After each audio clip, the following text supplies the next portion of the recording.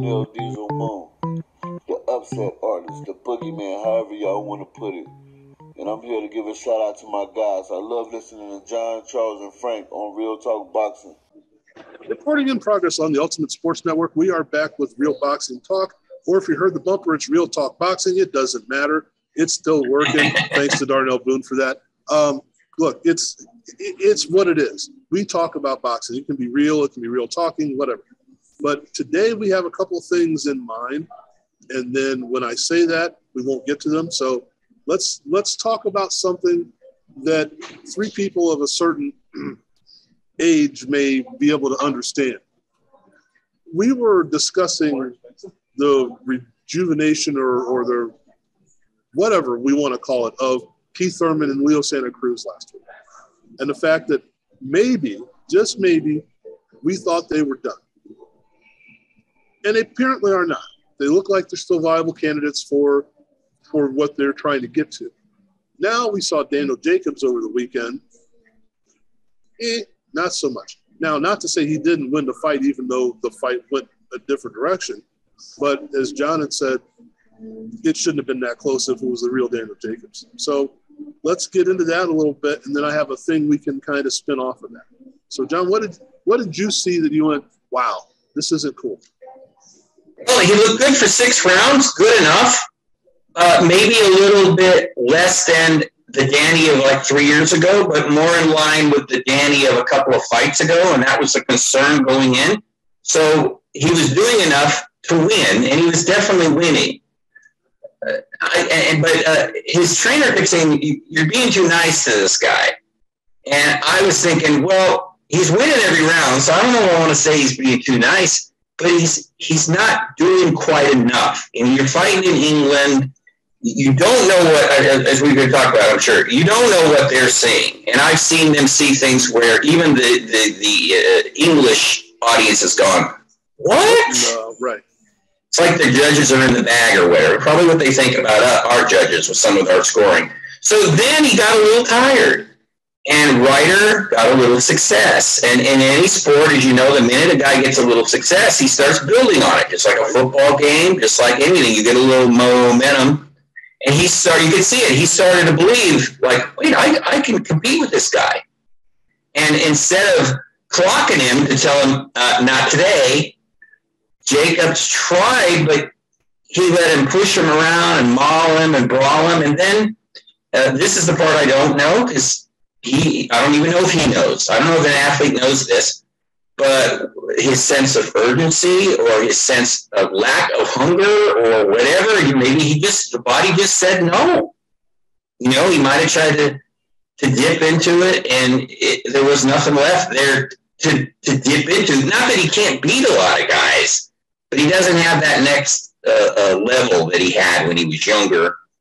So he let the guy get closer, and when the rounds were close, obviously the English judges were giving the rounds to Ryder. And the worst part of it to me is that even the English announcers, who are, as I think I said a few weeks ago, terrible. I mean, they're terrible as far as Homer announcers. Just call the fight. Don't be so, well, they don't even bother trying to do that. You know who they're pulling for. Jacobs definitely won the 12th round. And he loses? So I just was watching when they said 115 to 113. I went, yeah, because that's basically what I had it, or 116 to 112. And I thought, yeah, but then they went the other way for Ryder. And I'm like, so in a way it was his own fault that he lost, because he got outworked. Ryder basically stole it from him. But the bigger question is, has he gone down as far as his fighting ability? A big fat yes. Well, and this is the thing that we see. And I think in boxing it's even more severe, because it's, how many punches can you take? How many rounds can you go? There's only so many you have in your body, and we don't know that, or you don't know that, until it comes the termination point. So what I was thinking, Charles, we've been around this for a while. Just think off the top of your head, and we'll get into something a little more concrete later. A couple of guys that just went, that was the last round, or that was the last punch, or that was the last fight, that we may not have seen it coming, but went, oops, they've gone one too far. Anybody that jumps out to you went, that one shouldn't have happened. Can you? First of all, I'll probably think Winky Wright for me, because I expected him to come to another level, and it never really happened for me after a while. I'm trying to think also too. Wow. Winky Wright. I'm trying to think of the gentleman that retired with the bad knee. Martinez.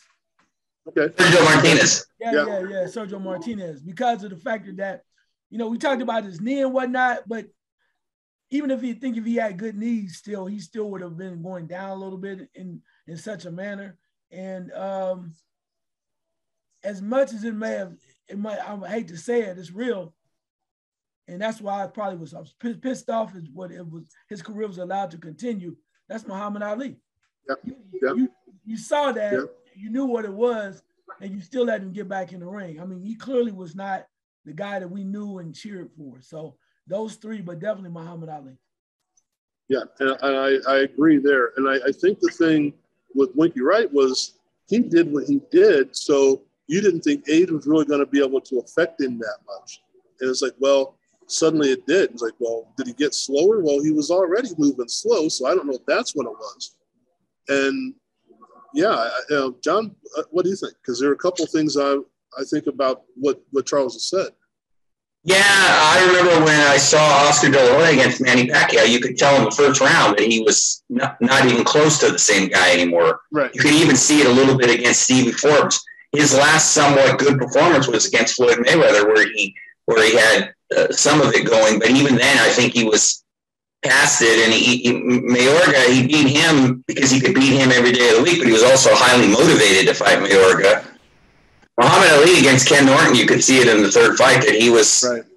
Even with Ron Lyle, even though he managed to win, you would go, wait a minute, there's something not there. Something is amiss. Not clicking. Sugar Ray Leonard definitely in a Terry Norris fight, you could see that he just wasn't himself. All you got to do is just lose a little bit, and you're fighting a superior athlete. And even Andre Ward, when I saw him fight Paul Smith in Oakland, he got hit with punches that I never saw him get hit before. And okay, he was rusty, but something was different. There was a little bit. It had been 2 years. He was just hitting 30, but he had injuries. He lost a little bit, and he wasn't the same guy when he fought Kovalev.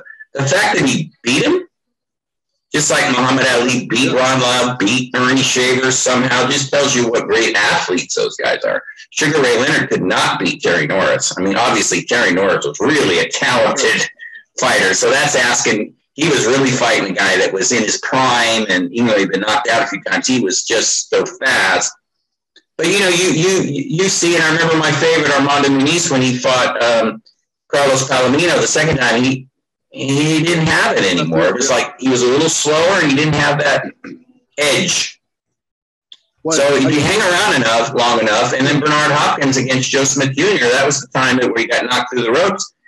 The fight before, he still had a little bit of a zhuzh going on, and the zhuzh was gone against Joe Smith. So it just, even though it lasted until he was close to 50. So it's what you said, Frank. Guys have so many fights and so many years. And think of $1 Million Baby when Morgan Freeman says that's number 101. Didn't know if I had another one, and he did. So you just don't know what you got, and then it could just bam, it's gone. And Charles mentioned Sergio Martinez, who we thought was old when he was young, and the same with Bernard Hopkins. It's like it's got to happen one of these fights because he's 83 years old. It's got to, and it didn't happen. It's like, okay, well, maybe it's like Tom Brady. He's gonna have to be old at some point, isn't he? Well, he's not yet. And Bernard Hopkins, and then it happens. Like, I couldn't have predicted this fight, but I predicted it could happen. Sergio Martinez, Charles, the same way. We knew that he didn't, when he got into his prime of what we want to call it, he was in his mid to late 30s at that point anyway. So we knew it had to happen at some point, but it's just suddenly it's today. Oh my goodness, how did that happen? I saw Eric Morales in one of his last fights. You went, that's not Eric Morales. That's an imposter. And Danny Garcia knocked him out. He was like, right. What? Like, well, how did that happen? Right. And you're like, that can't be Eric Morales. It just can't be. And Charles, you mentioned it perfectly with Ali and with all of them. It's they're in the arena. It's what they do. They have one more in them, or 4 more in them, or 12 more in them, and you don't know. Training camp went okay. You know, you were doing all right. You got in the ring. It's like, you know, the rise and fall of Donald Curry always comes to mind. It's like that just happened overnight. It's like, well, wouldn't he have beat this guy 3 weeks ago? It seemed like no, and so I know it's interesting because this is an individual sport, and when you train against a controlled audience. You know, usually your sparring is controlled, contained. So you don't know until you step in the ring. And I guess it's for whether you're in shape or not in shape or whatever. You aren't sure until you get in the ring and the guy across from you wants to smack you in the face. You go, not ready for this. So Charles, what do we, when we start looking for a great fighter as he's getting older, what are there any telltale signs? I've just contradicted myself, or is it something you go, wow, how did that happen? You mentioned Winky Wright. Winky Wright took a long time to get there too. And then he just couldn't fire. How do we know, or do they know? I'm not sure if they know, because they always think they can win, and that's what they're taught. I mean, they come in, they're champions, they're gladiators, they're guys that really, you know, that's what they got into it for. Right. Because they were able to be better than other people and reach a certain level. So I'm not sure right now, if you took somebody out right now, I'm sure one older fighter would tell you still can get it done. And he can hit the bag real hard, feel real good. But then when he gets in there with another person or somebody of substance, then he looks ordinary or looks a shell of himself. But I think when you're able to answer your question, when a person or a guy is not able to do the things they did before, right? When you saw them in their prime and their dominance, and you said, oh man, he always had that left jab that led up to that monster right hand. Things always, he could always count on to pull out of a vault, need be to save him or whatever, or use it because he was so good at it. Perfect example to me is Mike Tyson. You know, Mike Tyson, when they looked at him, everybody, oh, and for that long stretch, everybody was all excited because he was knocking people out so quick. But then when they found out what the formula was, the blueprint, started with Buster Douglas, and then it came to the point where the bigger fighters realized that he was no longer a person to be feared. Evander Holyfield did it real well because he uses Cocoa Butt heading, the Cocoa Butt Bobo Brazil headbutts, frustrated him, but he never backed off of him because it's like, you're smaller than most. I'm going to push you off. I'm stronger. And then when you come back, I'm going to tag you. So Mike Tyson was there. But I think, again, to answer your question, it comes down to when a fighter's not able to use their signature tools and be effective like they have been in the past, then you start to say, well, what else are they going to rely on? And then you go, well, it's kind of like, that was slow as hell. Did you see what he just did when you throw that punch? And you can see it because it's more or less telegraphed. Then you start to say, yeah, my guy was great back in his day, but he's not the same guy I remember. And John, I look at it as a great pitcher. And suddenly that 94 is now 91. And the breaking ball doesn't break quite as much, so everything looks the same. And you're like, oh, I can get this guy now. You know, I remember when they were starting to tag, and I'm going to age myself, they were tagging Tom Seaver, and you're going, you can't hit Tom Seaver that easy. Yeah, you can hit Tom Seaver that easy. And it's like, okay, please, you should retire right now. But how do you do that?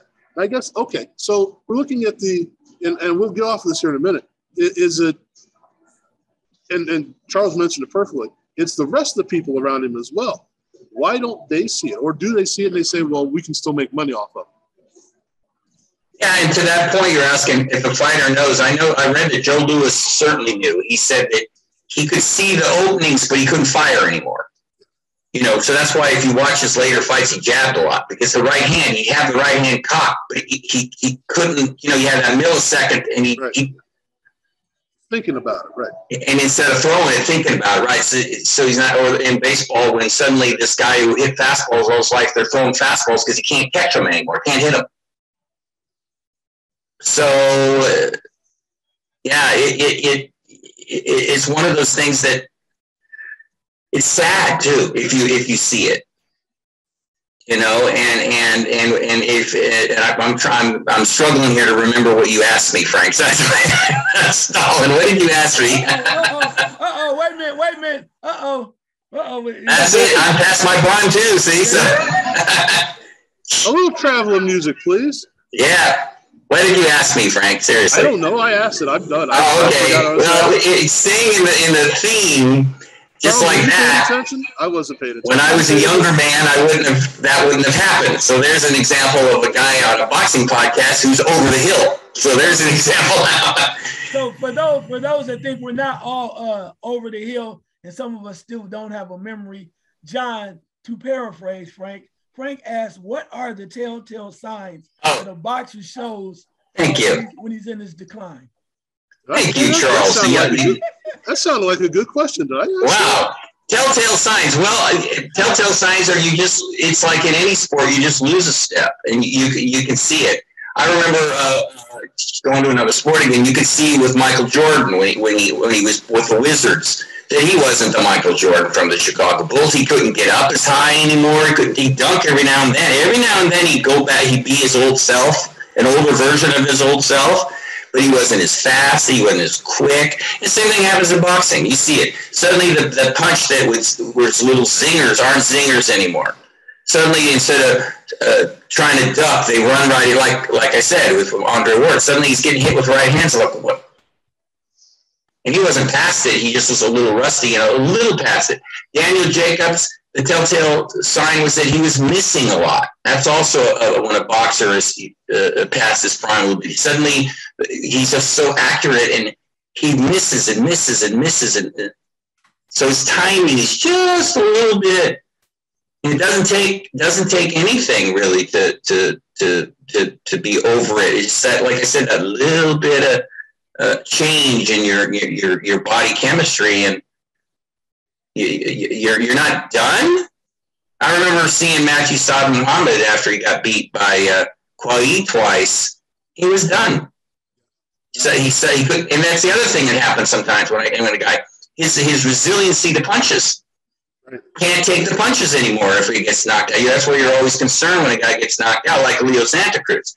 Now that was good. That was good with him that it was one punch in a way, because he didn't take a lot of punishment. He got hit with one shot, but you don't know that shin suddenly might be glass after that. And he got hit a few weeks ago, and he didn't even blink. So good. But those usually are the signs, resiliency or lack thereof, quickness or lack thereof. Just everything, the hands, the feet, everything just slows down just a teeny bit, and you say, oh, they're on the back nine. I was going to get off of this, but I think I'm going to ask Charles one more question, since he asked my question so well. Is it easier or harder, or I don't know exactly, well, you asked the question, but apparently I can't ask questions. When you've been in some wars, is it easier for it to all accumulate? I'm thinking of Prince Charles Williams. He was done when he was done because of what had happened the 3 or 4 fights before that. When you've been in some wars, is it you can't come back? Joe Frazier comes to mind. Joe Frazier led with his nose or with his face or whatever, and when it was time, it was time. It's like, you can't take this anymore. You could take it. You could take it when you were younger, but you can't take it anymore, and that's what you do. You can't do it anymore. Is that safe to assume, or is it just maybe fighter per fighter? No, I think it's per fighter. I really do. I think it's individualized, because you just don't know the number of blows that, you can't just say, well, such and such took enough punishment, he's done. Now, the reason why I say that is, and some people have taken a lot more punishment than others, but first thing that comes to my mind is, if that was the case, why in the hell is my boy Chocolatito Gonzalez still fighting, bro? Why is he still fighting? Right, exactly. You know what I'm saying? But he had you're right. He had a moment. He's special. Yeah, he's special. Is. So I think that's why it's fighter to fighter. Same with Donaire, right? He had a moment. Pacquiao too, but to say that we have at a certain deadline or a time period that they're going to fall off, you don't know. I mean, for everybody got excited about Pacquiao beating Thurman, there were a lot of people still saying, "Oh, he has one more left. He's about to show everybody. He still keep coming." You're like, how many more does he have? Well, we didn't know. It was still open. So I think to answer your question, it's based on a fighter, fighter case by case basis. Now, is this something that people do? And I know the answer to this that I'm going to ask, but is this like, oh, I'll take Hagler on next year if I'm Sugar Ray Leonard, or 2 years? I'll postpone a little bit longer, or is it? I'm just making a statement. I'm not saying that's what happened. And I know what you think. I think exactly what he's saying, Charles. No, it's not. Let's admit it, Frank. Come on. Look, truthfully, that never occurred to me ever. I just thought that Hagler won the fight. I like Sugar Ray. I never thought that. I just thought Hagler won the fight. That's all. Yeah. There's no conspiracy to this whole thing. I don't think that he went, well, I'll fight him in 2 years because he'll be older. I never thought that. So don't even get to me. But what he said, Frank? He said he saw him against Mugabe and he went, That's my point.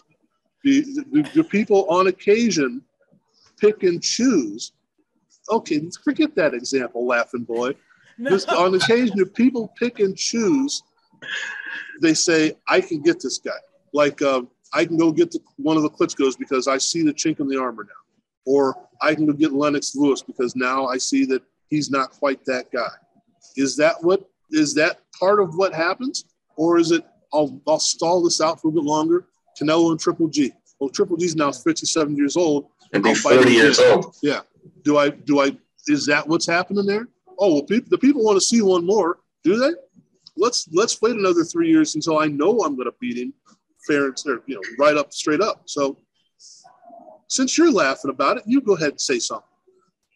Okay. But yeah, I think people do that. I clearly think that Canelo did that with Triple G because he knew what was going on. He's like, okay. And he knew he had the upper hand because he was the guy. He was the face of boxing.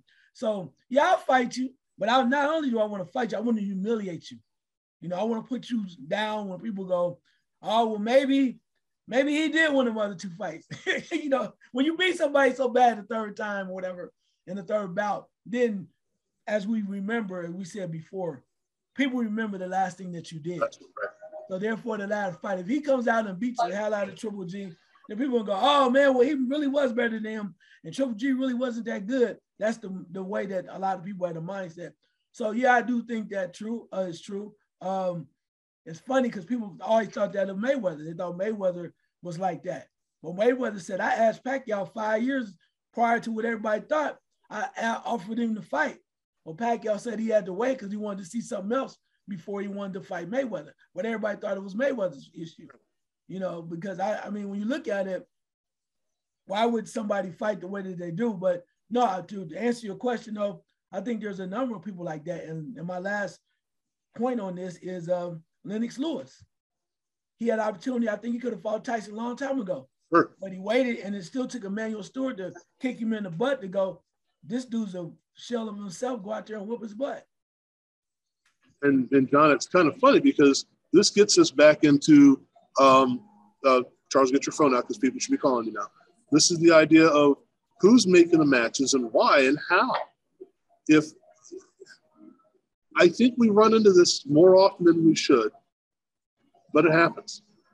It's not about the fight. It's about the guys putting the fight together or trying to put the fight together. And is there those shenanigans going on by the promoters and whatnot? Yeah, Eddie Hearn is a great example. I think Eddie Hearn, people boo him and groan at him and complain and do all that kind of stuff. There's a guy that was past his prime, as I was just saying when he fought Pacquiao. But Eddie, if you use Anthony Joshua as an example, he's protected Anthony Joshua because he's not past his prime. But that's the other thing, Frank, is that you'll see a guy lose or something, you'll go, oh, yeah, now I'll fight him now that he lost. People are lining up to fight him. Take Deontay Wilder. Now all these guys want to fight him. They didn't say anything about fighting before, did they? They haven't been all right.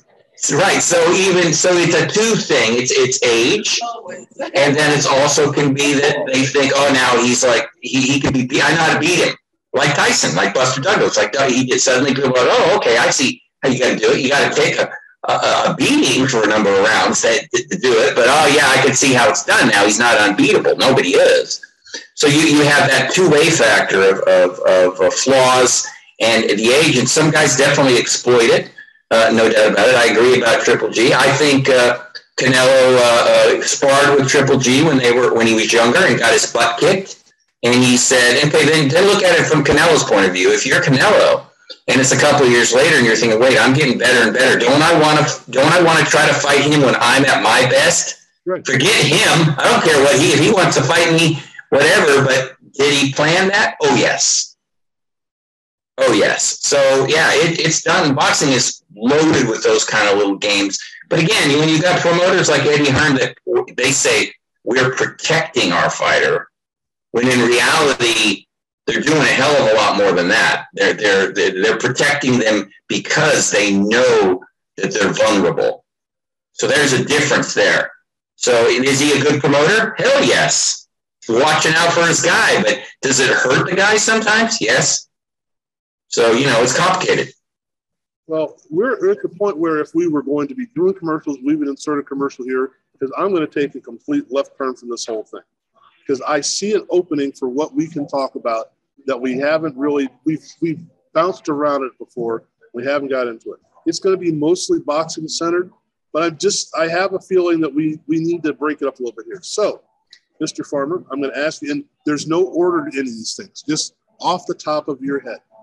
If it's a boxing center thing, great. But if it's not, that's fine. Sports movies that almost made you cry or made you cry. Wow. Either for happiness or sadness or emotion or whatever that you went, what the hell is coming out of my eyes? How did that happen? This is going to trip you out. And this is going to That was a plan. Yes. This is going to be bizarre because it's not what you think. I'm like, I could have been a contender, not like this. This is going to really probably throw you for a loop because I remember being in this position and feeling like nobody gave a damn, nobody gave you a chance. And it actually made me think like, am I getting emotional or am I just feeling sorry for these dudes? Myself, right. And yeah, and the movie was The Bad News Bears, the first one. It was, because I was like, man, I was on the team like that. We sucked and we were misfits. Nobody wanted us. They put us together at the last minute. We had a coach that really was a little firecracker. And we made it to the damn playoffs, to the finals. And nobody gave us a chance. We made it to the damn finals. And it was just amazing because it was like, I kept thinking, dun dun dun dun.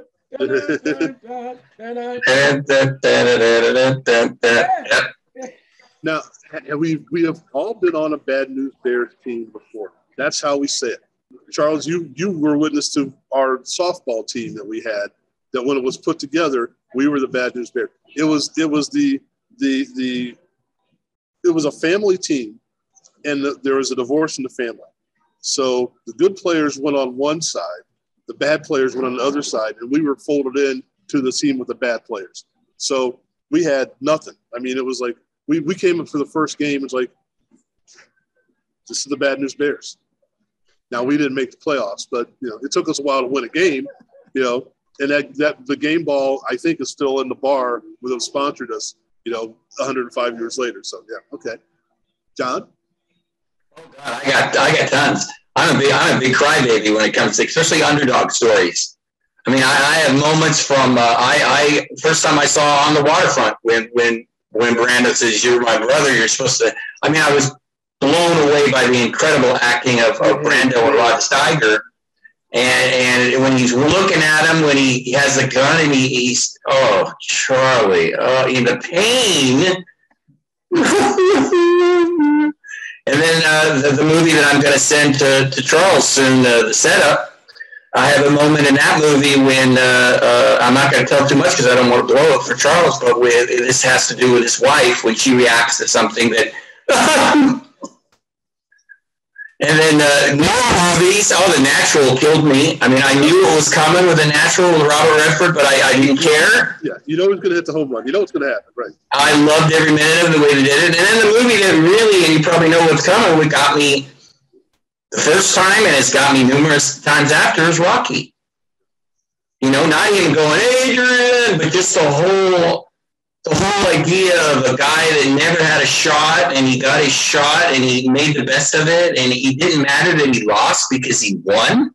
He won. He didn't only win the girl, which is great. He'd already won her, but he won respect. And you can't help but anybody who's ever struggled in their lives can certainly react to that. And I've had people, and I end up taking these things like with myself. I'm so self-absorbed. I think of the times that people underestimated me, and I always was like, okay, go ahead. You underestimate me? Please, that's a great motivator. And every time I saw Rocky, it was just the same thing. You know, I thought his whole life was 1,000,000 to 1 shot. And so when Rocky 2 got me a little bit too. Yep. So, I mean, he did that on purpose. He knew that they were like that. He was trying to get you, and he did it. I mean, hell, Creed. I mean, all those movies where the guys kick to the curb and people are, forget him. He's a slob and all this, and then he comes back and I like movies where the guy shows them. Because I can relate to that, like you're going to do one day, Frank, when you're a billionaire. Well, we talked about this. I talked about it on the air a little while ago, but this is one that I don't know if I was moved to tears, but I was moved to something, I think. And it's that people use you for what they want to use you for without giving any consideration to who you are. And they're going to use your ego and your hubris against you. And you're going to think, I'm better than I am, or I was in a better situation. I thought I was, whatever. Yeah, we can use you. It's going to make us look good as well. And then they're going to use you up and not give you the chance you deserve. And then eventually they get their comeuppance and you do the thing. You get the job done. Robbie Benson and One-on-One. Oh, yeah. Yeah. To me, that was just, and was it a cheesy little movie? Yeah. Was it? They used the same, the whole movie, the whole basketball sequence was 4 shots. It seemed like. Well, he can play a little. Robbie can play a little. But the whole thing was, you're a small town boy who looks good. The state school had to recruit you, so we'll recruit you, but we're not going to give you a shot. And then we're just going to say, now we're going to make you quit. And it's going to be your fault. You're the one that bowed out. You're the one that quit, not us. We did what we could with you, and we can spin it however you want. And then, we got to play in this game. Just get in the game. And he does well. Then he tells them, see ya. I'm out of here with the red hot poker. To me, Frank, Hoosiers was really a great movie when it came to that stuff. A little team that could. But you knew what was going to happen. Yeah, you did. Yeah, that's the thing. It was well done, so well done. It's like, I didn't think he was going to actually get in the game and make the shot. I just didn't think how it was going to work. Okay. Charles. Sitting on the bench, right, yeah. What'd you say? What else? You got more than one, I know. Yeah, one other one, too, that really got to me because of the situation. And I think it was about the kids, man. And knowing how proud parents are and men are, right? Men want to take care of the kids and their wives and their families. And when they can't do that, they feel a shell of themselves. Cinderella, man, that really got me. Yeah. I'm sitting there going like, and he's like, y'all know what to do. Bang, yeah. And what you tell your kids, man. I mean, you can say what you want to, but your kids is like, that's okay, Papa. And you're like, no, the hell it's not. But it's like, we got to fight back. We love you for no matter what. We don't have nothing but one little more, so we love you. And he was like, he couldn't stay home because they touched his heart that much. So yeah, that was an amazing movie, man. I think the part of it that really floored me was when he's on assistance and he's able to give the money back. Yeah. When no one was doing that. And no one said he had to do that. It's like, I'm good. I figured it out. Give it to somebody else. And then when they went into the manager's office or into their house, and it's like, we're keeping up appearances, but they don't have any furniture. It hit them too. We're all in this together, even though it may not seem like it. Yeah, that was cool. Yeah. One more, Frank. Brian's song. Oh, yeah. That's just wrong. It was. I saw that when I was about 13 the first time, and I was, Gale Sayers was my favorite player. So I didn't know that to the extent of his friendship with Brian Piccolo, obviously, and right. Being a Paisan and everything, and some of the comments he made, Brian Piccolo. I mean, you couldn't say him now about. Remember the one? I'm going to say it on our show because we say anything. Remember they asked him, so you're rooming with Gale Sayers, and you have another black player on the other side. How do you feel? It was like an Oreo cookie. I mean, Brian Piccolo, he was that way. He was just a funny guy, and his death was so tragic at 26. Yeah. And I remember when I was watching it, for some reason it didn't click that it was Brian Piccolo, the one who I read, had died like a year before. And then as it just got sadder and sadder, and my dad was crying, and then one more was Field of Dreams. My dad and I were watching Field of Dreams, and when he said, do you want to have another game of catch? My wife at the time looked at us, and she just said, you guys were both crying. Yeah. Because we used to play catch all the time, and we just, and the way he said it, Costner said it perfectly in the day. Yeah. So, they know how to get your emotions. I think with Brian Fung, now, obviously, if you're watching it now, or even, when it came on ABC or whatever it was, but if you knew who James Caan was, and you knew who Billy D. Williams was, and you're like, these guys are not. This is not Gale Sayers. I'm sorry. You can sugarcoat this all you want, Billy D. But after a while, yeah, it's good enough. It wasn't good enough. It was like I forgot that they were in the story caught. They did a really good job. Who they were, yeah. I have remembered the Titans, and I can't tell you at what point it was. It's at several different points, but it's just they just kind of went, okay, we're now a seamless team, and it seemed like it happened like that. And it didn't, because that was the point of the story. Mm-hmm. It's like, we are a team, now we're going to kick some butt. And when Bertier points at the other coach, like, you can try and cheat us all you want, your ass is going down. And when the other linebacker says, after they sack the quarterback, it's like, you might get very comfortable down there. You're going to be there a while. It's like, oh, shit. Now, you can't get away with that, but if you're that good, you can. And it's not all the accent and all that stuff. It's just that whole thing of getting ready to choke up now. It just comes together, and you go, everybody fighting for that one thing and forgetting all the other stuff that they were fighting against. So I know Charles is going to throw out the fish that saved Pittsburgh, but I don't think we'll accept that one. No, actually, one that I saw when I was a younger lad, but it resonated because it was just so sad, because it just didn't, the way they did it, but they had to do it. But it was good because it just destroyed dreams. I don't know if you saw this, Cornbread Earl and Me. Yeah. It's like a promising basketball player growing up and, doing everything right. And then in the wrong neighborhood, man. Wrong neighborhood, wrong time, wrong place. Right. The superstar, of course, never really gets to achieve his goals. And that's what's really so sad, because a lot of people's hopes and dreams were connected to a certain person. I mean, everybody's dreams, getting them out of the way, and to not to be able to make it, it's like, damn. It just if he can't make it, what chance do we have? Yeah, we have no chance in hell. Right.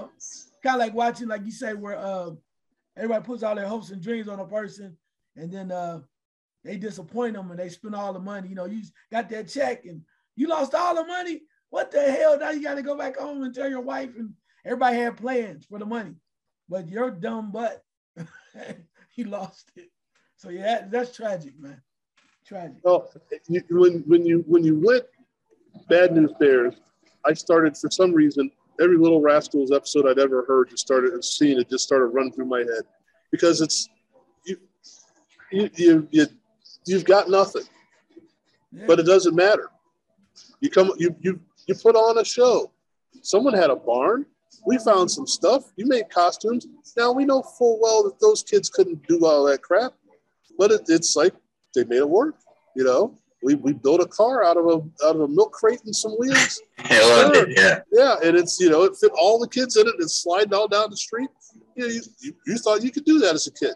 You couldn't find a hammer when you got home, but you thought you could put something together like that. So, all right, John, I know you got one more in you. At least one more in you.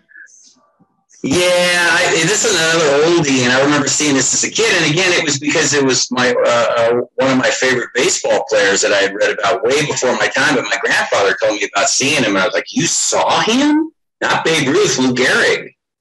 And of course, that was pride of the Yankees. Yep. And it's a little schmaltzy and a little over the top. I know all that, but Gary Cooper, who couldn't play baseball worth a damn, but anyway, you still watch it because he got the essence of what Lou Gehrig was as a human being.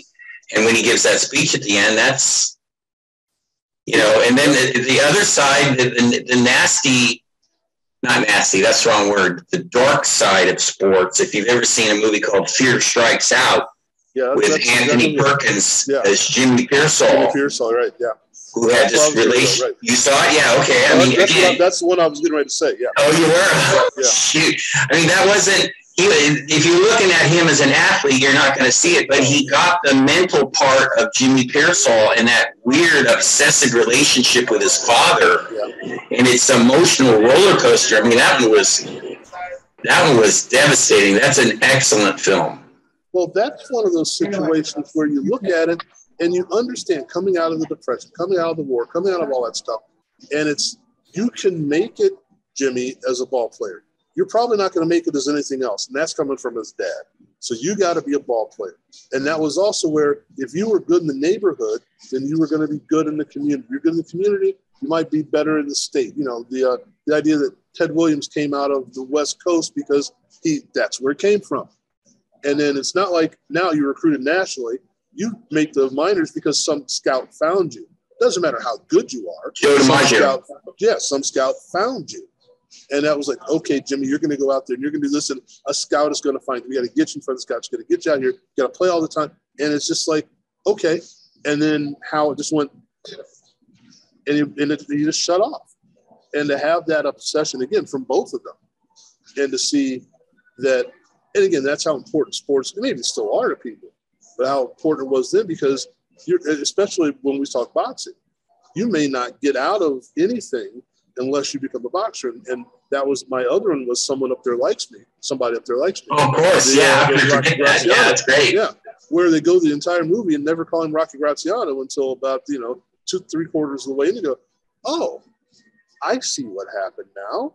He was somebody else and he had to become somebody else because he wasn't going to be able to license and this and that. Yeah, that wasn't his real name, Graziano, yeah. Yeah, right. Because that's how you know it. And okay. And then I just about got it all. I got to fight with Zale. I got it all. And then, but I'm ignoring the family. So how do I reconcile that? How do I put it all together and then still be able to, of course, he's going to get the fight with the fight. So, but it's a microcosm of how we look at things. And, we've talked about this, Charles and I, especially on a number of occasions on different things that we see and you go, huh. And we've talked about the Rocky movies, especially. It's like, it had to be written, but he couldn't write the story. It's too unbelievable, yet he makes it work. So it's believable. And of course, it's the Chuck Butler story. Okay, well, it's not, but it is, but it's not. Some of it is, yes. But okay, and I'm sure he read it in the paper and went, oh, that sounds good. Let's write a story. But well, he watched it. No, but you say, okay, well, what else is there? And it's funny when you look at the ones we've talked about for the most part haven't been those big biograph picks. It's not the Ali movie. It's not those kind of things. It's the story. So, Charles, you've got one more right now. It doesn't necessarily have to make you tear up, but just one that touched you. Well, one, I didn't know. I knew a little bit about it, but once the movie opened the door to the story, I learned a lot more, and I was like, wow, the Jackie Robinson story. Yeah, yep. Because just from the standpoint of, he was the guy, right? He was the guy that was chosen. No, is this the one where he played himself or the 142 from a couple years ago? 42. Okay. Not 42 with Chadwick Boseman, right? Okay. Because of the factor that he was a hell of an athlete. He was an ultimate guy. He played all these sports. He was an officer in the United States, Army, whatever. He was a perfect guy. he was the perfect specimen, particularly for a man of color, right? He checked all the boxes. Right. And despite him checking all the boxes, everybody thought it was easy. He still felt some kind of way because he was mad at times where he just wanted to beat the hell out of somebody at times. He just wanted to be treated fair, but he was kind of convinced that you got to go through this BS to open the door for other people. But because a lot of people, when they hear about Jackie Robinson, they just think he kind of floated through, like wasn't that big a deal. They might have called him the N-word or spit at him or something. But it was so much more. They look at from our perspective, right? Yeah, he went to a point where they tried to court-martial him. I mean, he went through hell, man. And then he made it. So I think I had a greater appreciation because before we always thought he flew through and he was like the greatest of all time, blah, blah, blah. But then it showed you too, like he said, I wasn't the best for the Negro Leagues. I was just the right one. Because you had Josh Gibson, you had Satchel Paige, you had so many other people. Right. When he played with the Monarchs, that he was not the best player, but he was the best player at the right time. Right. You know, so that's what it unveiled a lot to me. And because I thought, you know, where they painted the picture, he was this perfect dude and everybody liked him and he just floated through. But he was like, hell no. I'm fighting too. I was ready to, I almost didn't make it. So the movie showed that, and I had a great appreciation for it because he seemed like a real natural man that stood up for his people and stood up for what he believed in, and not something they just painted up and made him this all-American boy, if you will. It kind of looks like you got one more. Got one more for you. Okay. Requiem for a Heavyweight. There you go.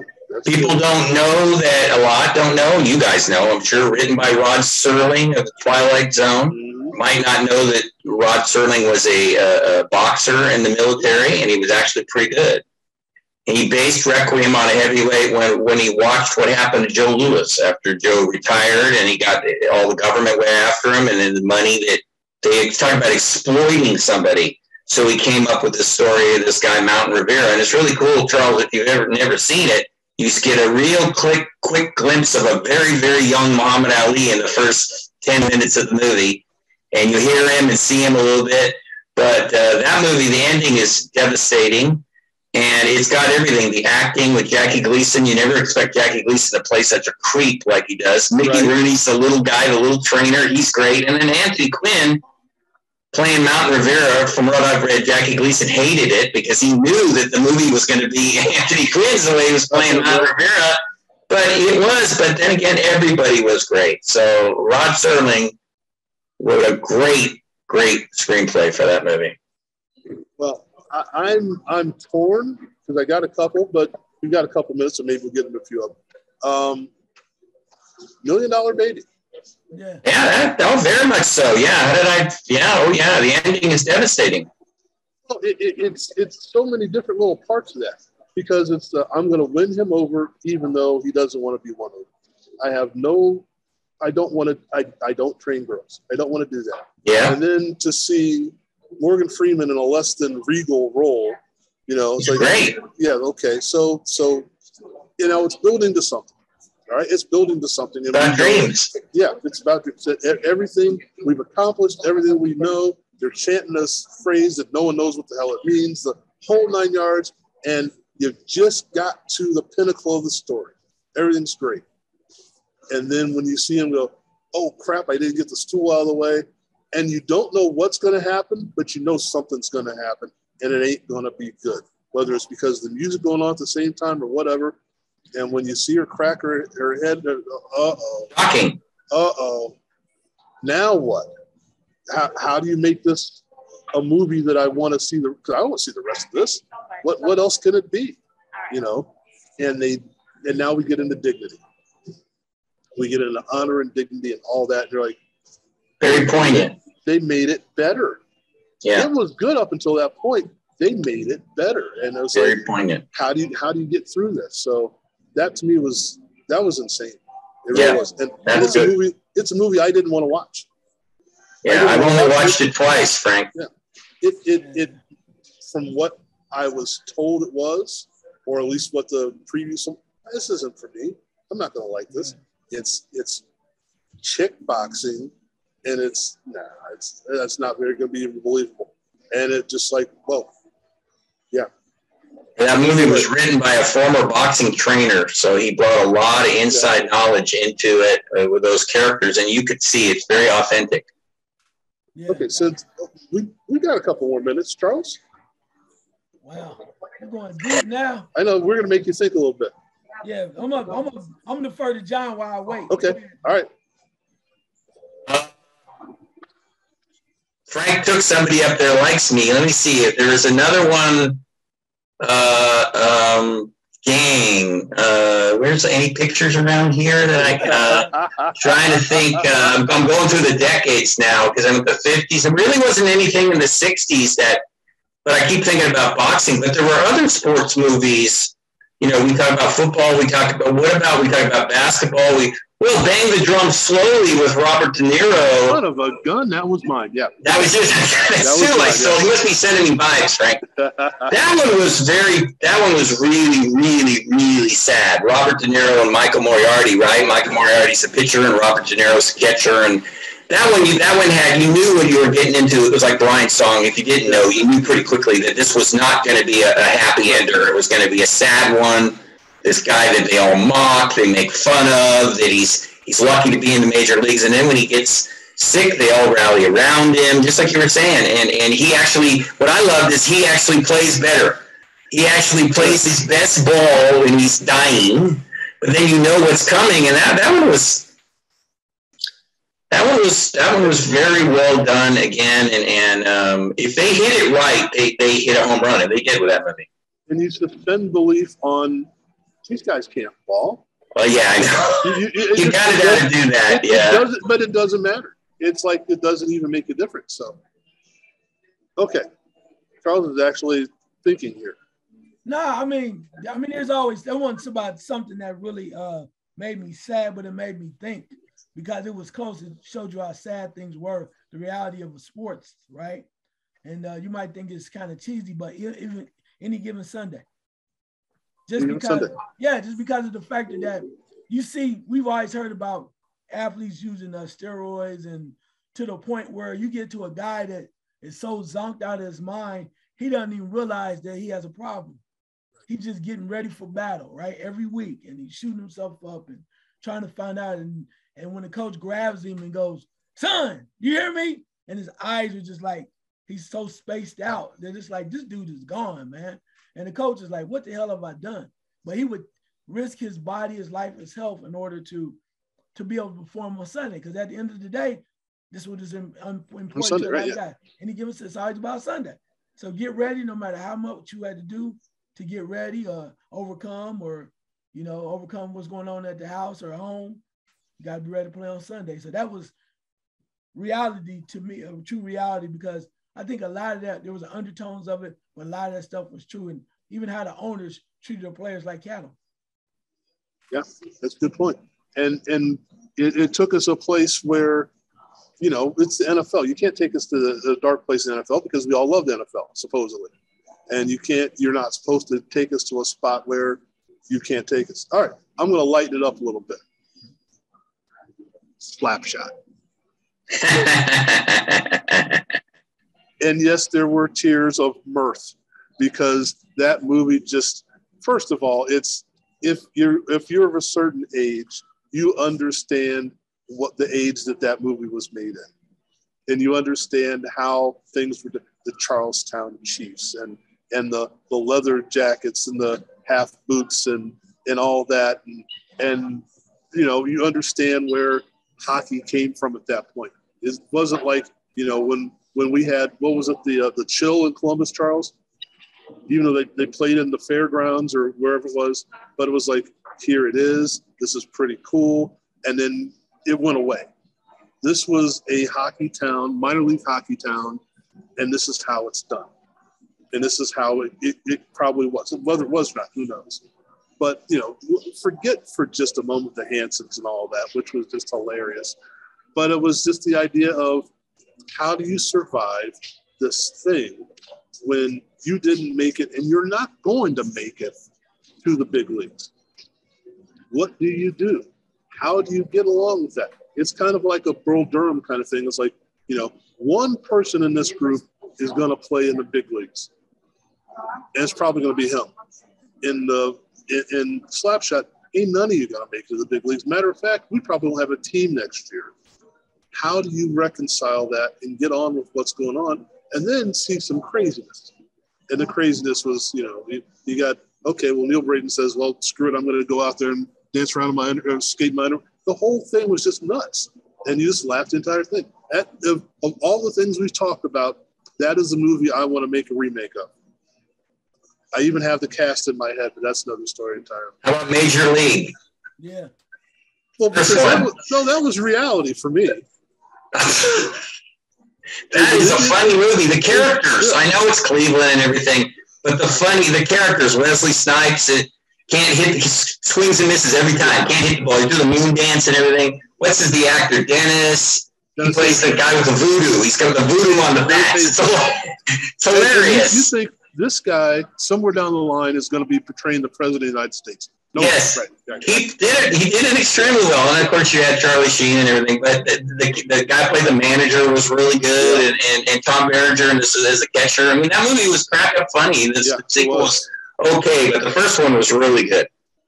And add into it that in my life, I thought this is the closest the Indians are going to make it to the playoffs.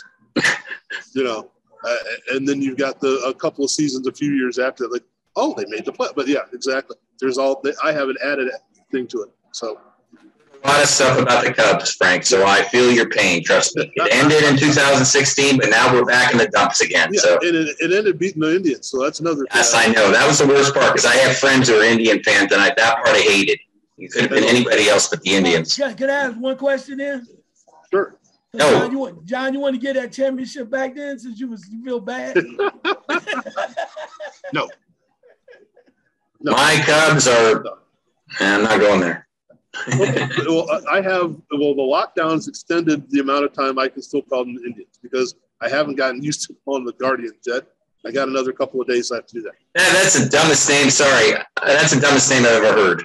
We're the Washington Commanders, right? The Redskins are now the Commanders. Ooh, I've got one for you, Charles, but I'll let you go first. I got one that you may or may not have liked. I don't know. I never remember the title of it. I can't remember the name of it. I'll have to look it up. Who's in it? Oh, it was Bernard King and Gabe Kaplan. Oh, was that one? No, funny name or Brooklyn? Was it Brooklyn something? No, I can't remember. But thinking of the one with Julius Erving. No, that was the Fish and Save Pittsburgh. That's it. Yeah. No, this is Gabe Kaplan as a coach. He's recruiting all the Indy City players, and the star that he gets is Bernard King. And I cannot remember the name of it. I'm looking while you're talking, Frank. So yeah, only movie Bernard King I'm sure has ever been in. So. Yeah, he obviously in great casting. He played a basketball player, right? Yeah, so yeah. I can't believe I can't remember the name of it. It was so bad it was funny. Well, not as bad as the Fish and Save Pittsburgh. That was worse than bad, but it was still funny. But it had Dr. J in it, so who cared? It had Dr. J in it, so I had to watch it. So. What was that? Was that Stocker Channing that was in there? Yeah, Stocker Channing was the astrologist or whatever it was. Yeah. Oh, and Rodney Allen Rippey. Yeah. Oh my God. Like he needed 3 names. I mean, come on. Yeah. So, Fast break. Fast break. Fast break. That's what it was. Yes, fast break. Yeah. So, and it's the thing about where we're at now. Talking about, this would have been even a better thing to have done last year at this time when we were all stuck inside and couldn't move.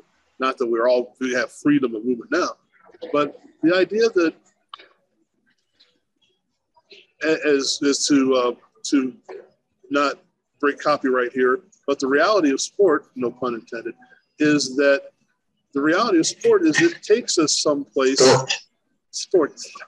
It takes us someplace that we aren't prepared to go sometimes, and when you do a movie that apes the same thing, that's pretty cool. Again, Rocky is a perfect example of that could only happen in sports, and it's not even going to happen then. Rudy is another one. You go, at the end of that movie, you're going, well, you know what's going to happen. First of all, you know the story. Now, if it had just come out, you may not have known the story, but you know the basic premise of the story. and you know he's going to get something good to happen at the end, and you're still waiting for it. You know, Hoosier, you know they're going to win the game. You know, these things aren't a surprise. You know they're going to win the game. You know, what's the one that we didn't mention? I don't think I've even seen it. Not Varsity Blues. What was the one with Nick Nolte and Shaq? Blue Chips. Blue Chips. That's what Blue Chips. Yeah, Blue Chips. Yeah. I mean, what could happen? North Dallas 40 was good. North Dallas 40. There's another one. Yeah, that was good. Yeah. And of course, you're thinking Chris Christopherson was a football player. You realize Chris Christopherson was a football player. Wow, it didn't. And that was semi-tough, wasn't it? Chris Christopherson and Burt Reynolds. Are you talking about semi-tough? Because North Dallas 40 was Nick Nolte. Nick Nolte and Mac Davis. Mac Davis, yes. Yeah. Same movie though, basically. But yeah, it still was cool. Yeah. But though, I mean, it's fun. Now it's something that we'll go a little bit off of here a little bit. I'm going to forget the name of the movie, but I meant to call Charles the other day and I missed it. They were showing something on ESPN, and they were showing a little documentary for Black History Month of Wendell Scott, NASCAR driver. And I thought, how do they cast Richard Pryor in this movie? Because and I know that you're going to cast whoever you can cast, but it's like they don't even look close to being alike. And it's just like Wendell Scott was a good old country dude, and that was not the way that you saw Richard Pryor in that movie. You're like, huh. But again, it's the outcome of the movie. It's like, Charles, you're going to have to help me on the name of that movie because I forgot the name of the movie. Grease Lightning, was that it? Grease Lightning. Grease Lightning, yeah, that's it. Yeah. And you go, this is the thing about sports. You know, Gonzaga's number one or was number one last year. They didn't win. You know, the number one team doesn't always win. The undefeated team doesn't always come through. You know, Gary Anderson misses the field goal when he hasn't missed a kick all year. For your Viking fans, I'm sorry. You know, and it's because you can never be counted out. That's the thing about, especially when there's, you know, the Mike Weaver, I hit the home run at the end of the fight. You know, John Tate. Was it John Tate? Yeah, he knocked out in the 15th round. Yeah, that's how he won the title. Yeah, John Tate. You know, what happens? You just keep on going. You just keep on slugging, and that's the beauty. And I think that's the good thing when we start talking about boxing. I'm going to try and tie this up here a little bit. When we start talking about boxing, is if you're in the ring, you have a chance. And I think we forget that sometimes. I think we give the guy that's the champ or the guy that should be the champ too much credit. And we forget that there's an Oscar Valdez out there who doesn't believe that. You know, now, in reality, was he undefeated as well? Sure. But you understand what I'm trying to say. Sometimes there is a Sam Solomon out there that doesn't know he's supposed to lose. Or Paulie Malignaggi that doesn't know he can't punch and is still going to keep on going. You know, or the Greg Haugans of the world. Then you're like, you have no business being on an athletic event. And yet, here you are. You know, you were in a tough man competition in Alaska last year, and now you're fighting for a title? Come on. But you don't know you're not supposed to be able to get it done, whether it's suspension of belief or belief in yourself. And that's what I think some of these movies give us. And so there was a kernel of an idea why I did this, but, you know, not always, but there's like, you know, we were running out of, okay, Daniel Jacobs, is it time to go? But maybe, and you know, you guys, what's true too is you talk about Rocky, and I was waiting to say something. The thing that made that so good too, in a way, was Sylvester Stallone could relate to that character. Right. I mean, like they do that in acting. You can only play one role, and all he was basically playing was a bad guy. When he was in Lords of the Flatbush, he was a good guy, but they saw him a little talker, everything. He was just some kind of dumb mug. So he had to make his own break. And he could completely identify with Rocky. He knew, I mean, his life was 1,000,000 to 1 shot. He knew it. So when you put your heart into something like that, and then your people don't believe in you, they're not even getting it. I read Frank and Charles said when they were making the movie, people that were working in the crew were actually snickering because they were going, what the hell is this that we're making? Yeah, right. This is garbage. So then 6 months later, he comes walking down into the lobby, and all Hollywood is cheering him. Right. So It's incredible sometimes. And the idea that he stuck to his guns and said, if you want to make this movie, you got to have me as the star. He said, you guys think the screenplay's great, that's fine. I'm starring in the movie. Like, yeah, I mean, considering his wife was pregnant and he had $100 in his bank, and they offered him $275,000, and he turned it down because he wanted a star in it for scale and a percentage of the box office. A year later, Charles, he's got $10 million in the bank, and he still has the turtle. And the turtles, Cuff and Link, are still around. Well, guys, this was fun. This is what this show's about. I think that it's. Is it? What's it about, Frank?